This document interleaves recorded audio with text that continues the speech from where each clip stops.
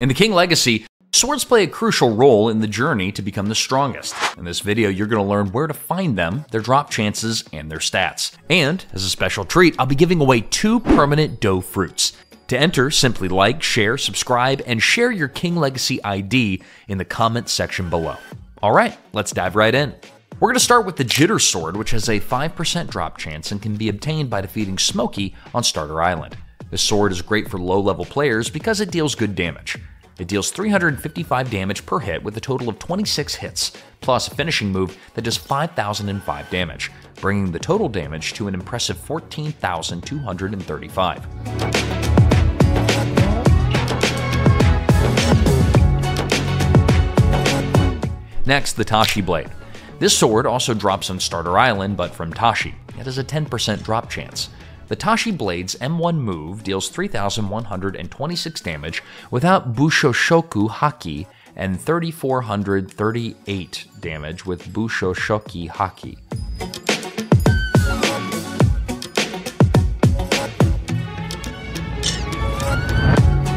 Now let's talk about the Katana. You can buy this sword from the sword dealer on Starter Island for 5,000 belly.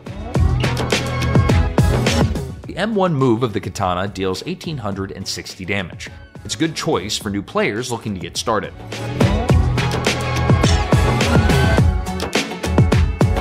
Moving on to Barbaric Axe, this weapon has a 20% drop chance and can be found on Soldier Island after defeating Barbaric. Barbaric Axe deals 2,876 damage without Bushoshoku Haki and 3,163 with it. It's a powerful axe that's worth farming for.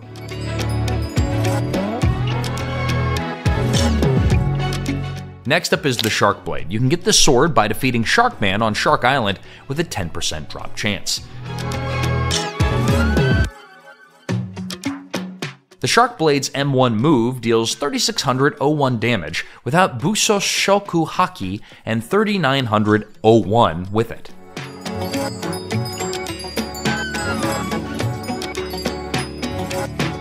Now let's dive into the Gold Spear. This weapon drops from Dory on Chef Ship Island with a 5% drop chance. The Gold Spear deals 5,001 damage without Bushoshoku Haki and 5,313 with it. Now onto the pipe. You can purchase this weapon from an NPC on Bubble Island for 500,000 belly. This pipe's base swing deals 2,625 damage without Bushoshoku Haki and 4,501 damage with it. It's a bit pricey, but the investment is worth the damage output.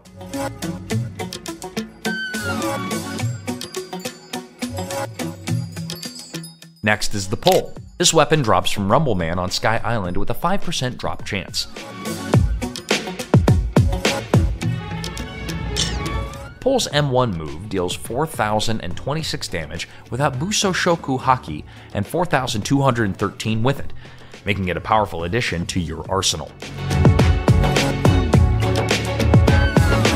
Now let's talk about the Triple Katana. You can buy this sword from an NPC inside the Rock on Rock Island for 2,500,000 belly.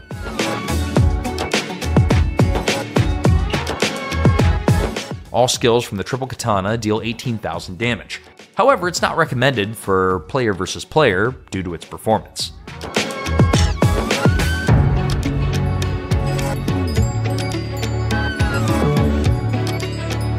Further, we have the Mom Blade. This sword has a 15% drop chance and can be obtained by defeating the Monster Raid boss on Zombie Island. The base swing of the Mom Blade deals 3,501 damage without Bushoshoku Haki and 3,751 with it.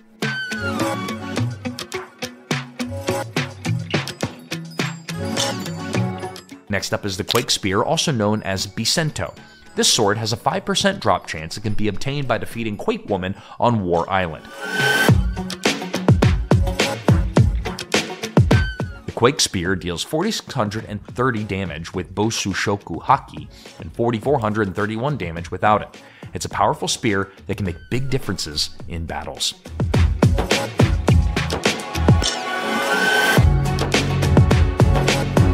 On War Island, you can also find the Mini Mace. This item can be purchased for 3 million belly. The Mini Mace has two special moves, Thunderbeat, which deals 844 damage, and Thunderbolt, which deals 3013 damage.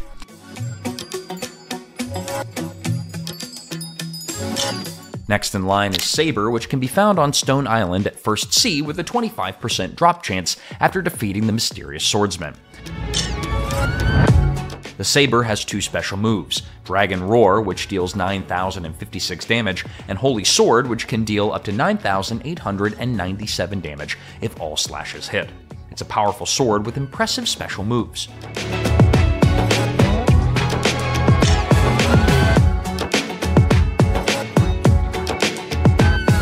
Moving on, we have the Demon Trident. This sword has a 5% drop chance and can be obtained by defeating the Seasoned Fishman on Fishland.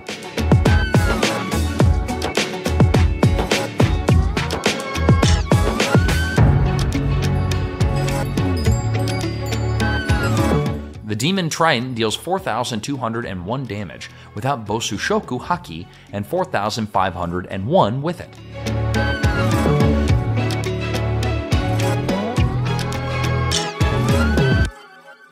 On Japan Island, you can find both the Hell Sword and Muramasa. Each has a 15% drop chance and can be obtained by defeating King Samurai. The Hell Sword deals about 1,807 damage with Bosushoku Haki, about 1,705 damage without it.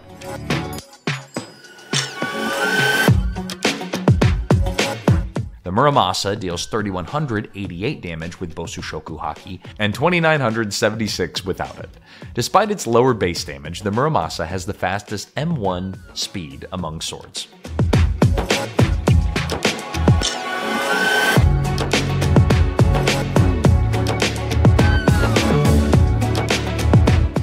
Now direct your attention to the Anubis Axe, which has a 10% drop chance and can be obtained by defeating Anubis on Dead Tundra Island.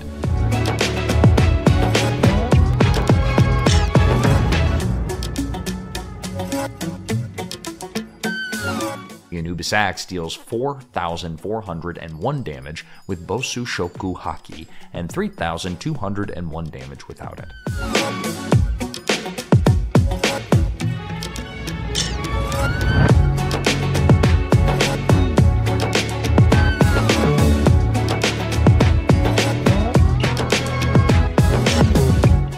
Dead Tundra, you can also find the Adventure Knife. This weapon has a 1% drop chance and can be obtained by defeating the Flame user.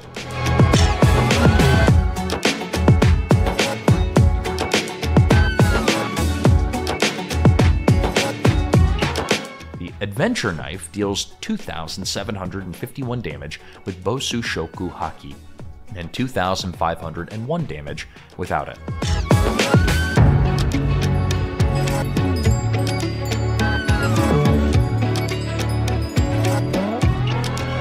Following that, we have the Authentic Mace, which has a 10% drop chance and can be obtained by defeating the Dragon Raid boss on Skull Island.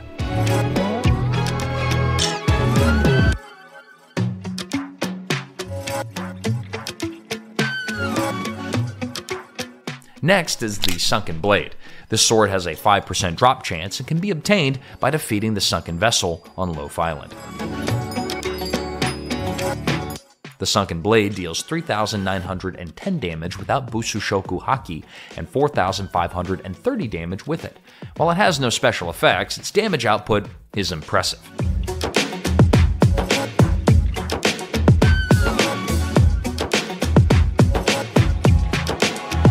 Going ahead, we have the Cookie Sword.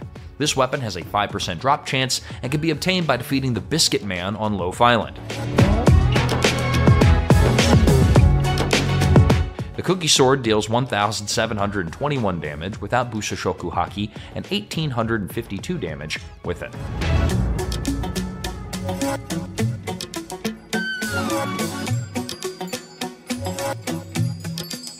Next up is the Metal Trident. This sword has a 1% drop chance and can be obtained by defeating the Dough Master on Loaf Island.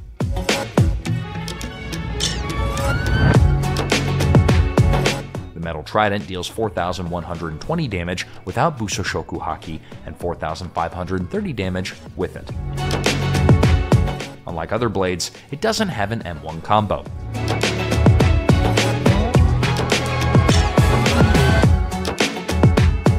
Phoenix Blade can be found on Loaf Island and has a mere 1% drop chance. You can obtain it by defeating Big Mom. The Phoenix Blade deals 3,190 damage initially, and then releases a slash that deals 8,270 damage without Busoshoku Haki, and with Busoshoku Haki, it deals 4,220 damage, and the slash does 9,300 damage.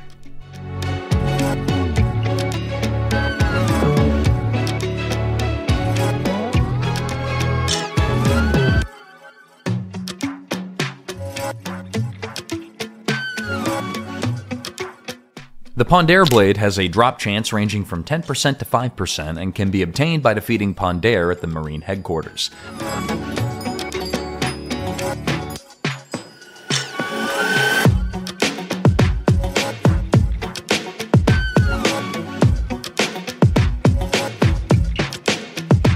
Next up is the Soul Crane. This weapon has a 5% drop chance and can be obtained by defeating Sally on Pirate Skull Island.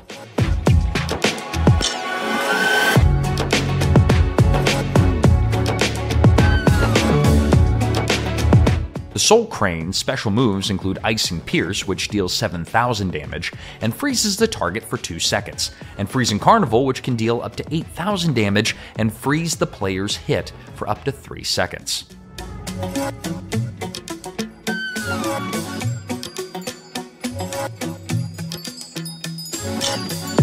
The Apollo's Sword has a drop chance ranging from 1% to 5% and can be obtained by defeating Prince Aria on Fiore Island.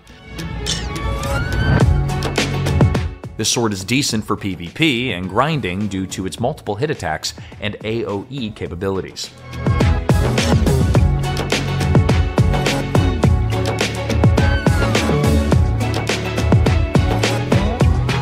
Continuing along, let's talk about the ATK. Authentic Triple Katana has varying drop chances depending on the tier. 1% for Tier 1, 10% for Tier 2, 30% for Tier 3, and it can be obtained by defeating the Hydra or Sea King on Legacy Island. This sword's base swing deals 5,001 damage with Busoshoku Haki and 4,751 damage without it.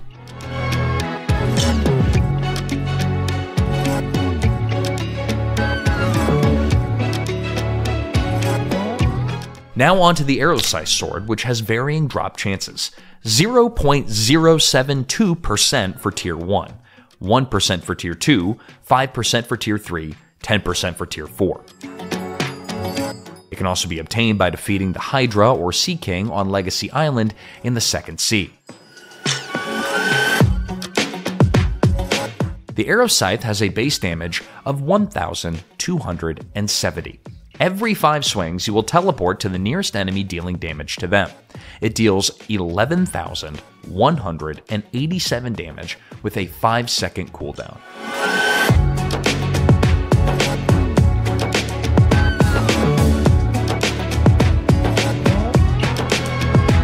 Proceeding further, we can get to the Aquatic Anchor with drop rates from 1% to 45%, but it heavily depends on the chests obtained after beating the Hydra boss on Legacy Island, Second Sea. Tier 1 chest will give you a mere 1% drop chance, the Tier 2 chest will give you a slightly better drop chance of 7%, and Tier 3 grants a better chance with 25%, but the maximum chances of availing an Aquatic Anchor is in the Tier 4 chest with a 45% drop chance.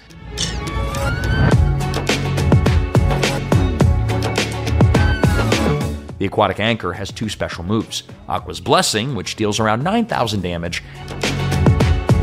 and Paroxysm Waves, which deals increasing damage with each of the 6 ground smashes.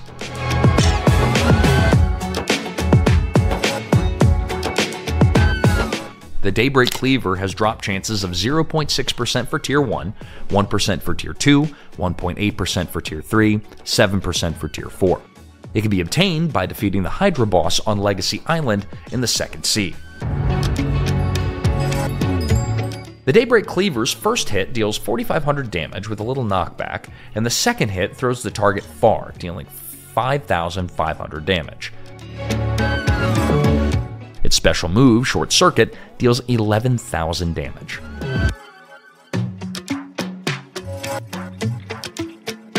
After that, we have the Scepter Flame. This weapon has drop chances of 0.7% for Tier 1, 1.3% for Tier 2, 2.4% for Tier 3, 8% for Tier 4. It can also be obtained by defeating the Hydra boss on Legacy Island in the Second Sea.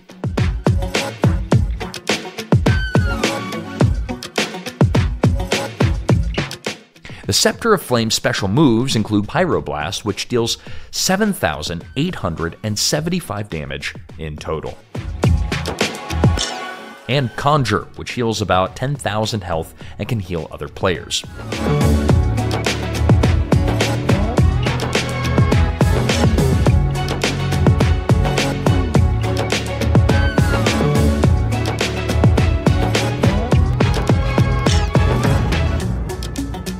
Next in line is the Longaevus sword. This sword has a drop rate of 0.1% and can be found in the Second Sea. To get it, you need to defeat the ghost ship boss. Longaevus deals 1,805 damage per click at max sword stat, 4,400, with Haki, and 1,761 without Haki. Its Z move creates 5 mirrors that face each other in a circle. Now let's talk about the Dragon Standard. This sword drops with a 5 to 10% chance and can be obtained by defeating minions in both the First and Second Seas.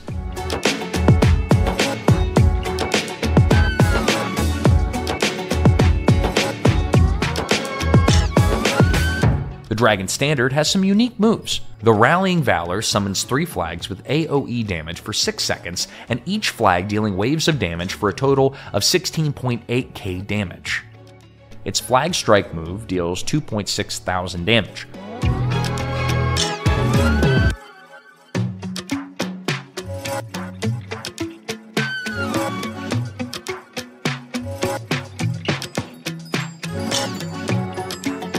Next, we have Avalon, which can be obtained from chest drops during server events. The drop chance ranges from 0.5 to 1%, so make sure to participate in those events for a shot at this item.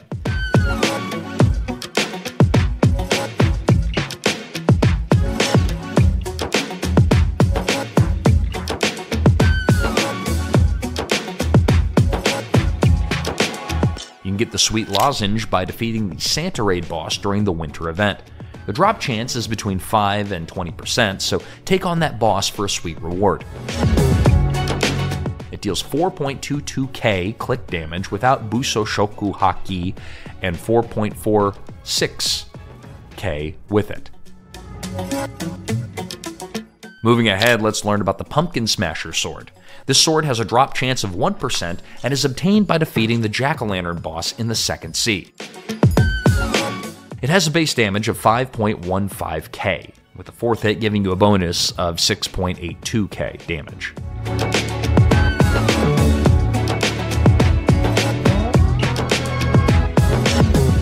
Next, let's discuss the Nightblade. This sword can be brought into the item shop for 1,000 Robux.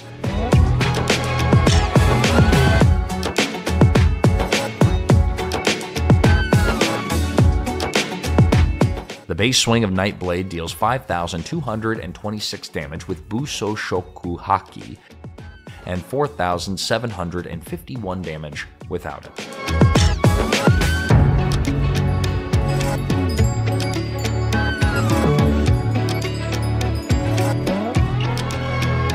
Now for the Ethereal Sword. This sword has a drop chance of 1 to 5% and can be obtained by waiting 3 nights in the Third Sea until a blood moon starts, or by server hopping until a spawned Bushido ape appears.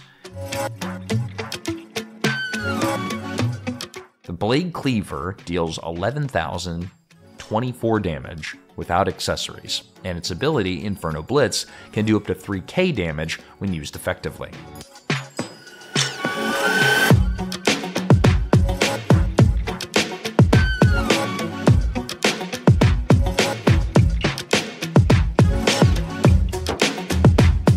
Now, the next is the craftable sword, the Acrospear.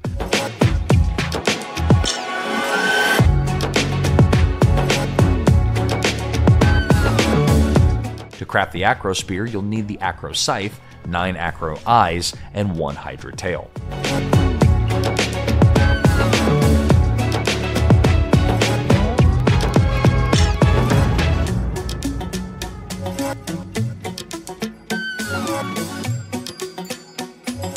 Going ahead, we have the BloodMoon Twins. You can obtain it after completing the quest in the 3rd Sea, where you have to light the torches in given time and defeat a rare boss. The M1 damage is 2,233 without Haki and 2,345 with Haki. The Z ability deals 17,345 damage without accessories and Haki, and 18,645 with Haki. The X move deals roughly 14,000 damage without Haki and 15,000 with Haki. Lastly, we have the Hunter Blade. This sword is obtained by reaching a 10M bounty before the bounty reset in Update 2 and is still obtainable as of Update 6. Its M1 attack deals 1,721 damage without Haki. It's not the rarest sword, many players have it due to trading for bounty. And that's it, folks. Now you've learned the way to avail all swords in the King Legacy. Do let us know your favorite sword and a solid reason for that in the comments section.